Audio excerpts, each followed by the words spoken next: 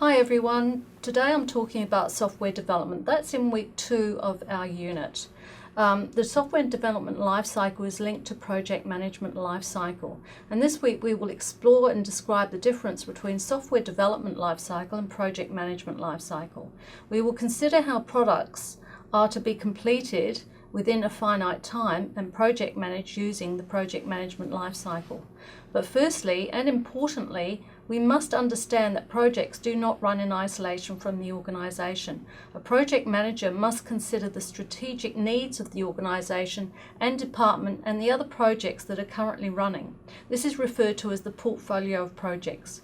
Managers also need to take into account resources needed to complete the project and what the product project will offer to the organisation.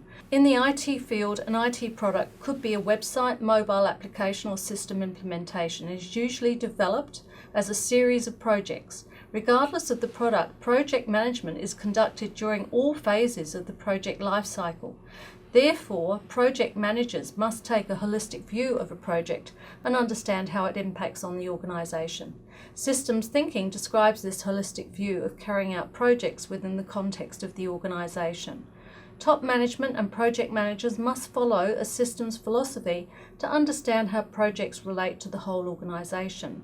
They must use systems management to identify key business, technological and organisational issues related to each project in order to identify and satisfy key stakeholders and do what is best for the entire organisation. So you need to understand how organisations function. We view organisations within 4 different frames: structure, human resource, political and symbolic frame.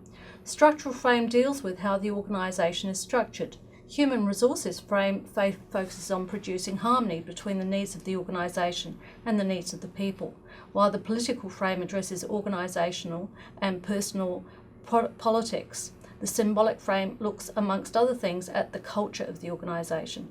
Organisational culture can be defined as a set of shared assumptions, values and behaviours that characterise the functioning of an organisation. Organisational culture is very strong and is often the underlying cause of many companies' problems. Projects are divided into phases to better facilitate control and communication of the project. These phases are followed in a controlled sequence, and this is referred to as the project life cycle. Each life cycle and phase should have a beginning and an end. Each phase should have a defined deliverable and criteria that signal that it is time to move from one phase to the next. Breaking down a project into phases ensures that snapshots of how the project is performing can be taken. These are referred to as phase stage gates. After reviewing a project's progress, management should decide whether to proceed with the project or cancel it and not spend any more time. In the generic project life cycle, there are 6 phases. This is represented in the following figure. This project life cycle applies to all projects regardless of the products being produced. The project life cycle is run in parallel with the systems development life cycle in IT projects.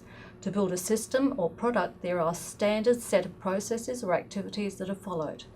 The systems development lifecycle is a systems approach to problem solving that organises these processes and into phases and tasks for the purpose of building an information system product, starting with the initial planning processes and carrying through to implementation and support. Many methodologies have been developed over the years to guide developers. One of the first and most common is the waterfall model. There are many different SDLCs for different types of projects. Examples are IBM's Rational Unified Process, Extreme Programming, and Agile Scrum. There is not one life cycle that fits all projects. Rather, it is up to the project manager and their team to select the SDLC that is most appropriate for the project that will give the best chance for success. You should be able to differentiate between the different software life cycles, identify the strengths and weaknesses of each, and make an informed decision regarding which one suits a given IT project.